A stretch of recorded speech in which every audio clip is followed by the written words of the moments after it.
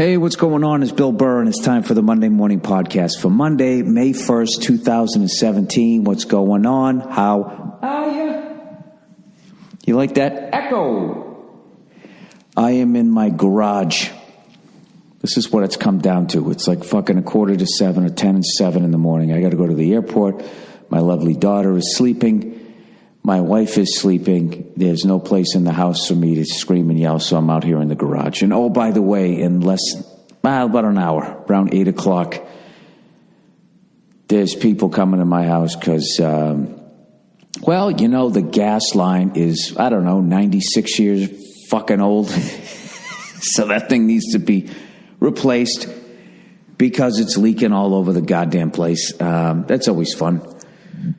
To have a baby in your hands, you set it down towards the floor and you have to say things to your wife like, do you smell gas? So getting that taken care of today, and this is it. This is where my life is at. So I'm sitting here on my workout bench that I can't use because I fucked up my shoulder. It's gradually getting better. This is the longest, most nagging fucking injury ever to try to heal, but I'm almost there, and this is how I'm going to do it, people. This is how I'm going to celebrate. This is the 10-year anniversary of the Monday Morning Podcast. Can you believe that? For 10 years, I have been yapping to myself. 10 years I have not been reading. 10 years I've been making up shit. For 10 years I've been saying shit that I thought was true because I heard somebody say it in an airport. I've been doing that for 10 years. I want to thank everybody who's been listening. And I'm going to put a link to a post, whatever the fuck you guys say. It's a thing that you click on and then it goes to the video that you want to watch, which will be the first Monday Morning Podcast ever, which I believe was about 90 seconds long. I'll give you a little history. I was over Robert Kelly's apartment back. We used to live right around the corner of each other when I was still living in New York City. And I was over his house, and he was just, it was typical Bob. He was just like, dude, you should do a podcast, dude. This is in May of 2007. One of the few things I've ever been at the beginning of. Podcasting and getting a special on Netflix. Those were the two things I was at the front. I remember, for my intro in comedy clubs, I would say, they're like, what do you want to say? Oh, say he's been on this, he's been on that, and you can see... He might have seen his specials on Netflix, and the host would say it, and people would snicker. They'd laugh in the crowd. They'd laugh at that credit. Well, now look at it, huh? Look at the fucking world-dominating behemoth. There's oil companies now that look at Netflix like, God damn, how the fuck did you do that? Without firing a shot? How the fuck did you do that? All right? So Netflix... Netflix and podcasting... if I was on an oil company, I would, I'd start coming up with some original content. You know what I mean?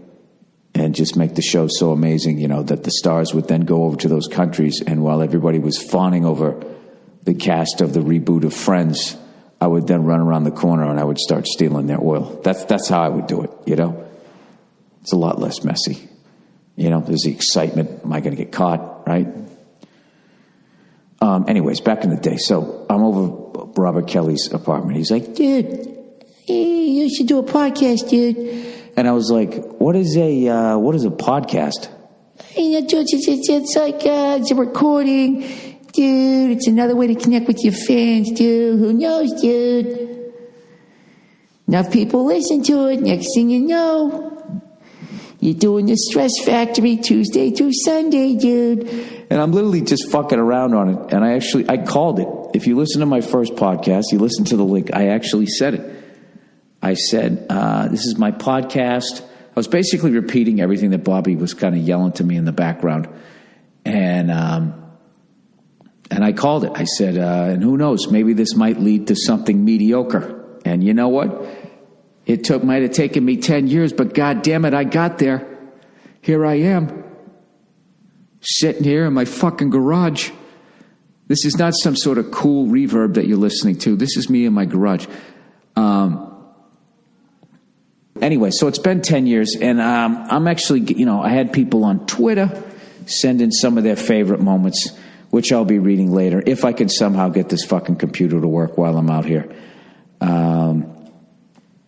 Yeah, so anyways, let's get on with the podcast. So I didn't know if I even said it. Thank you guys for listening throughout the years. Thank you to everybody who's advertised on the podcast, whether you liked the read or you didn't, whether you got upset and said, I'm never going to advertise again, whatever. It was fun.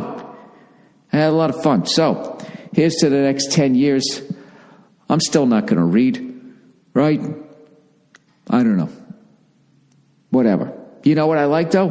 I'm a $176 right now. I do like that. I weigh 176 pounds. So I'm roughly the fucking weight I was. I was probably a few pounds lighter, but I got to get down to it. I got to get down.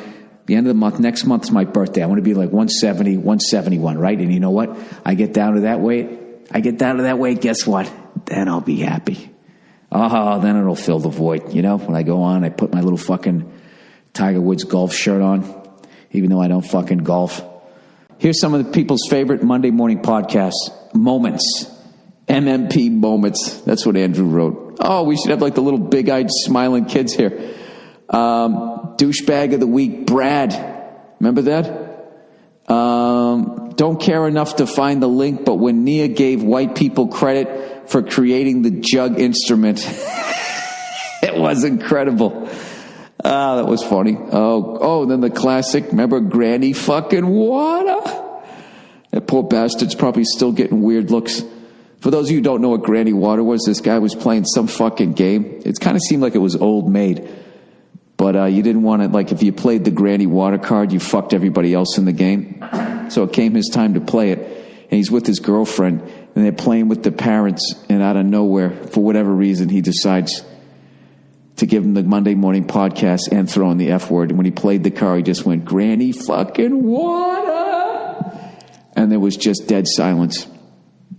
And then he tried to have to sit there and explain it to everybody. It's Granny fucking water listener story from last year, I think. Another one, Granny fucking water. The infamous Rose Bowl story had me in stitches at work. That was the time when we got to put together a greatest hits. We really got to do that. That was the first Rose Bowl that we went to. When we stumbled in there and I fucking lost my balance and there was an old woman in front of me and I had to my forearm was in her back and she was kind of leaning forward and I was just sitting here going, I'm sorry. And no one helped me up because they were so horrified by the condition I was in. And the only way for me to get up was I had to push off of her, folded her in half. Oh God. I always get this weird feeling in my stomach whenever I hate that I did that, but I did. I apologize to whoever's grandmother that was, but I mean, whatever. She's a little more flexible, you know. She'll enjoy the last, third of her life, maybe. Another person, Rose Bowl story with Joe Bartnick, the old lady who kept getting angry and calling her husband to threaten you. Mark. No, she wasn't an old lady. She was younger. And that was the time she made fun of Joe Bartnick's nose, saying he had a big nose, and he just looked at her and said, you need to lose about 30 pounds before you talk to me, bitch. And I was just like, oh, God. All right, we're getting kicked out. And then she's like, Mark, did you hear what he said, right? So the guy turns around to square off with Bartnick. Bartnick just looks at him, and he's as big as a fucking Pittsburgh linebacker. So the guy takes one look at Bartnick and then starts fucking yelling at me and starts threatening to throw me down on the field. Yeah, you fucking pussy. Yeah. You go right past Bartnick and you go to old fucking bald Carrot Top. All right, I'm a new listener. Here's his favorite moment. You asking Nia how she's so loud wearing slippers, and she's saying that's why she's angry with you. That's love. There you go. All right, another one. You answered a question about a parrot 3 years ago that had me crying laughing at my job. I got in trouble. I'll try to find it. I love how vague these are. This is just as vague. This person for me, I just feel the Kardashian. The Kardashians could literally watch a baby starve to death, and then they would be crying, fanning their fucking eyeliner so it doesn't, smear, going for me, I just felt so sad because for me. It has to be that or the Kobe 11s. Oh, God. Kelly Olynyk and those fucking Kobe 11s was the worst thing I ever saw. When you said Corey Feldman was the Lee Harvey Oswald of the robot. Oh, I had to pull over. I was laughing so hard. That doesn't even make sense to me anymore. Anyways, let's see. Don't blow it. Keep it simple. Count your money. I don't even know what that is. When you did the ad for DraftKings, one guy won $1,000. One guy's giving hand jobs for rent money or something like that. Oh, yeah. That's right. I called that thing out for fucking being legalized gambling. What else? TCU. Come on, frogs. Dude, I called it. Barefoot bitches. There's too many to remember. I'm still working my way through the older ones. This is really making me feel good that you guys remember all this shit. All right, here's another one. One of the best moments was when you told the story of going to the basketball game and they kept playing that, everybody clap your hands. That's right. And there was all that crazy shit going on. Oh, everybody loves this. Read old zip. Nature's Box. Yeah, I fucked that one up. I called it was Nature Box was the name of it. And I thought it was like possessive, Nature's Box. And I was like, you're going down on Mother Nature. Needless to say, that was a one and done read and a full refund. Some point we should I want to put together all the fucking one and done reads that I've had.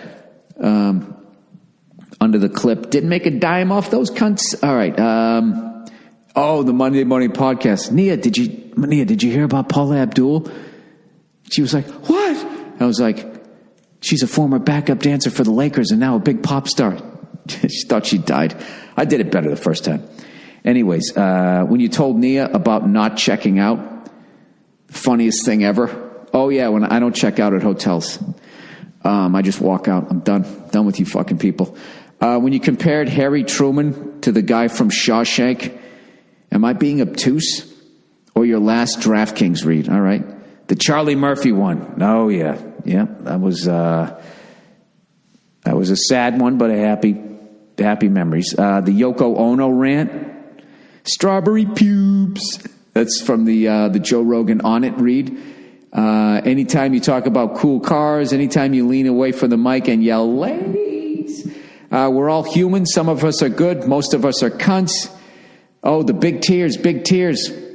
When Nia cried in, where were we? Italy. I didn't know how to comfort her. I just kept going. I was hugging her and she was crying. She had like the biggest tears coming out of her eyes, like just falling on my hands like raindrops. I was like hugging her from behind. You know, she hit her head. That's right. She bent down to pick something up and there was a shelf and she hit her head so fucking hard. Even my eyes like just watered like, holy shit. And I didn't know how to comfort her. So she was crying. I just started reporting about what was going on. I was just going, big tears. All right. As a stoner, I find your anti-weed rants hilarious. I get so mad that I start hyperventilating. The lovely Nia. Everybody, it's N, not M. It's not Mia. It's Nia, like Nancy. Nia's story about hitting her head in her big tears. All right, we said that one. Okay. You said Ric Flair wouldn't have come up that fast. I don't even know what that is. Kobe 11s. Why are you going to Indianapolis, Bill? Oh, that fucking freak from the plane. Let me see. Friends trying to get the rat out of your new house story is an all-time favorite. Anytime there's a zip. Oh, yeah, when we were renting that house when I got the fucking kitchen redone. Another fucking $1 zillion I put in this house I'm never going to get back.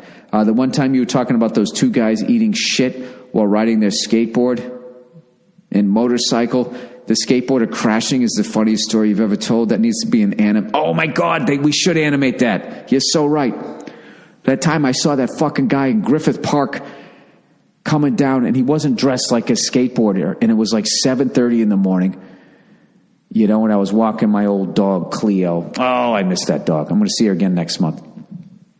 I just view it like she's in college. I still always got to visit her. I'm going to love that dog, and I'm fucking going to be there someday. When she takes her final breaths, I'm going to fucking be there.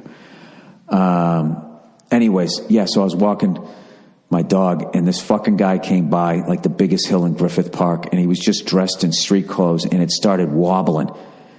Oh, my God, a new fucking reference here, like in MotoGP, the tank slap, when it starts fucking oscillating, you know, and all of a sudden they can't get it to stop, he started doing that shit and just like, I don't know. I'll try and find the clip because I was more vivid when I just saw it. It was one of the fucking most insane wipeouts. It easily could have taken over the agony of defeat in Wide World of Sports.